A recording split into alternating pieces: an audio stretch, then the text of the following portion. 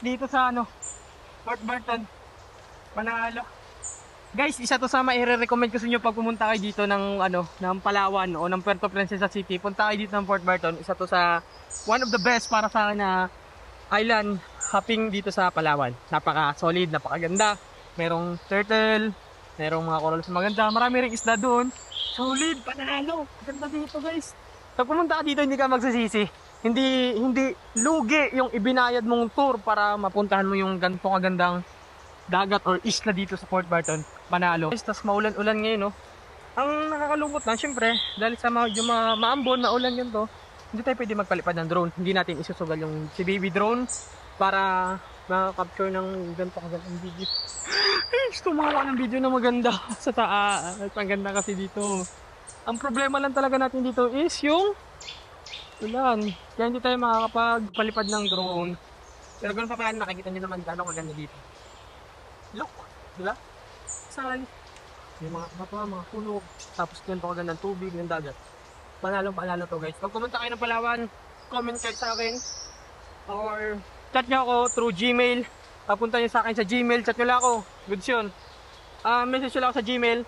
Pwede ko kayo i-recommend sa Damdam Place na, kung hanapin nyo sa sa Google Map or sa mga Agoda or kung ano sa mga booking online, hanapin nyo yung Damdam Place. Napaka-solid doon. Meron silang backpackers.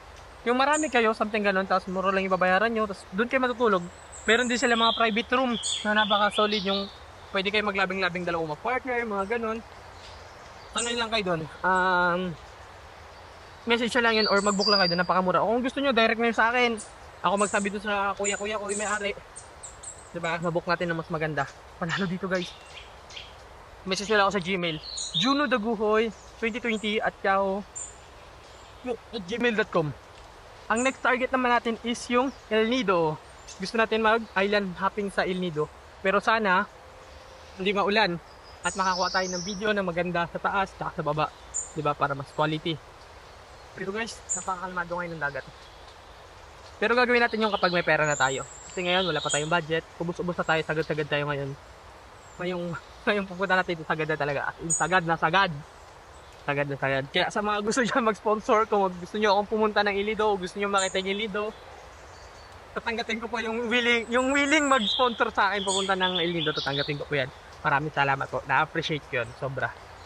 Yung mga gusto lang tumulong. Para mas makita nyo pa. Diba? Kaya ako naman to ginawa yung pag-vlog ko. Yung purpose ko nito is yung mga taong walang kakayahan o wala masyadong pera na para makapunta dito sa Palawan or makapag-island hopping dito. Okay sa mga tagasan ka. Pera, diba? At least sa pamamagitan ng pag-vlog ko, kahit paano, napakita ko sa inyo yung ganda ng lugar ko o ganda ng Puerto Princesa City o ng Palawan. Nakita nyo yung mga beach sa pamamagitan ng ginagawa ko pag-vlog, diba? Kahit paano, nabibigay ko yung gusto nyong mangyari or gusto nyong punta na hindi nyo mapuntahan na papakita ko sa inyo. Kaya sa mga nagpaplano ng pumunta ng Palawan na walang budget, ito na po ako, nandito po ako. Ako pong balas. I got you. Basta meron lang tayong extra pera. Kasi kung wala, doon lang tayo sa city, sa Puerto. Sa mga beaches lang doon. Pero ganun pa man, kita nyo naman kung gaano kaganda rin yung beach doon sa atin, sa Puerto Princesa City. Yung Nagtabon Beach, yung Tagkawayan Beach, Talaud yung Napsan, or kung saan man, magaganda yung mga beach din doon, white sand din. Pero kung gusto nyo mag-island hopping, dito pa tayo, Fort Barton, Vicente, Fort Barton talaga, sobrang daming islo. Tapos, El Nido, yun. Yun lang. Panoodin mo na yung mga video dito.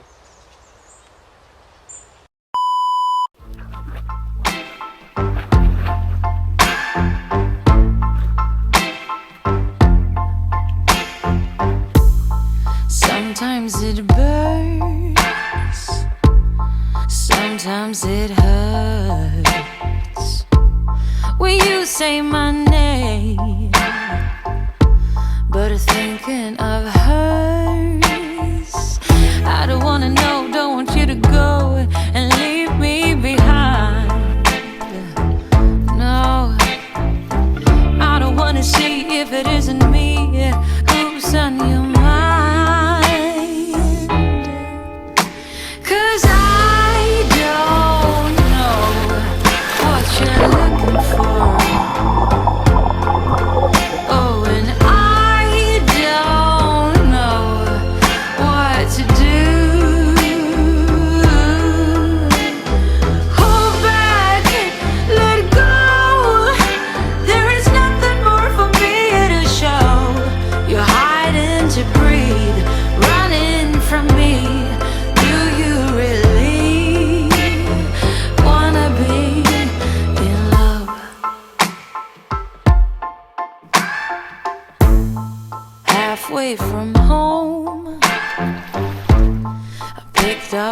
phone.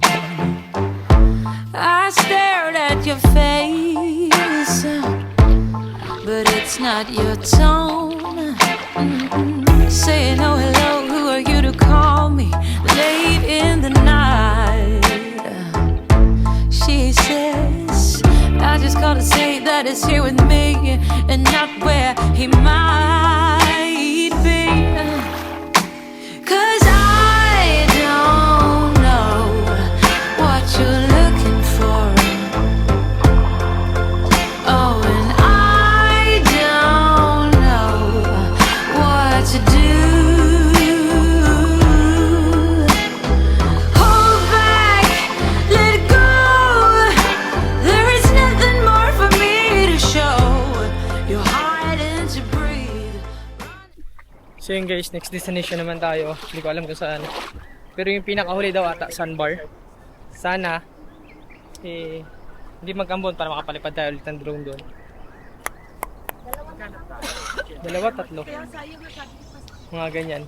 Dalawa. Gusto ko kasi matutunan yung paano yung Kunti na lang. Tara, tara, tara. paano lumangoy naman. Nag-use tayo ng sunscreen para hindi tayo magkaroon ng sakit na skin cancer. Iwas tayo sa mga sakit na yan, di ba? Hirap na, mahal magpa-opera. Always use sunscreen kapag pupunta ka ng dagat or bibilad ka sa initan para maiwasan ang mga sakit-sakit.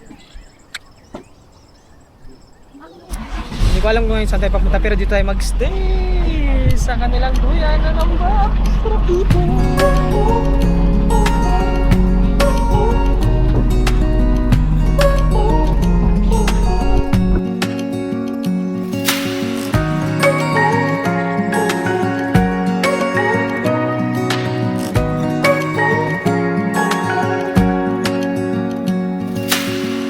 Searching for something that ain't lost.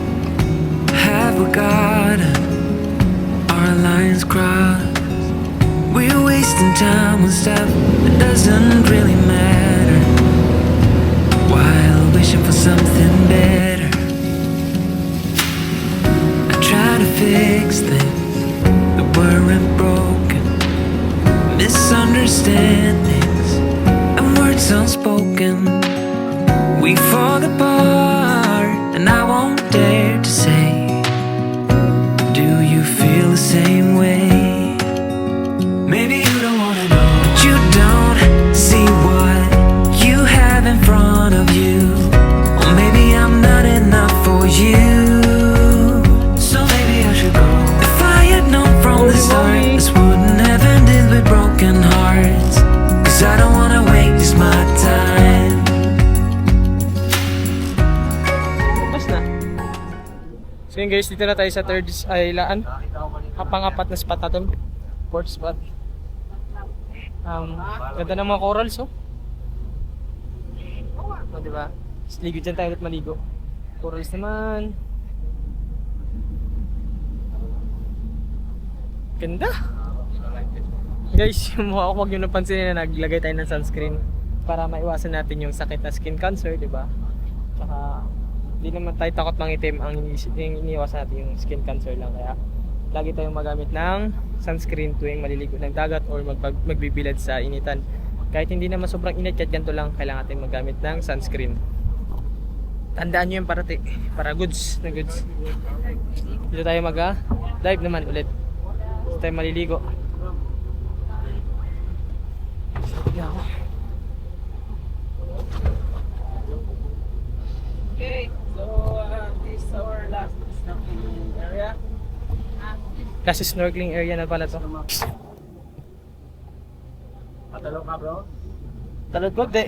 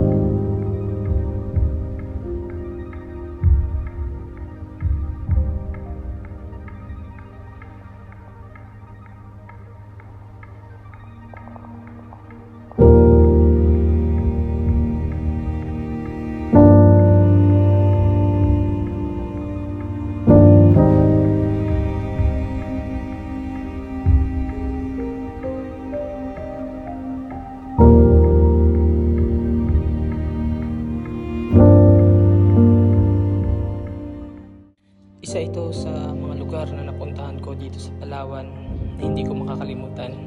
Ang Port Barton, kanilang island hopping, napakagandang dagat, napakagandang isla. At the same time, pwede kang mag-snorkeling, may encounter mga bawikan, mga isda, at napakaayos ng mga corals.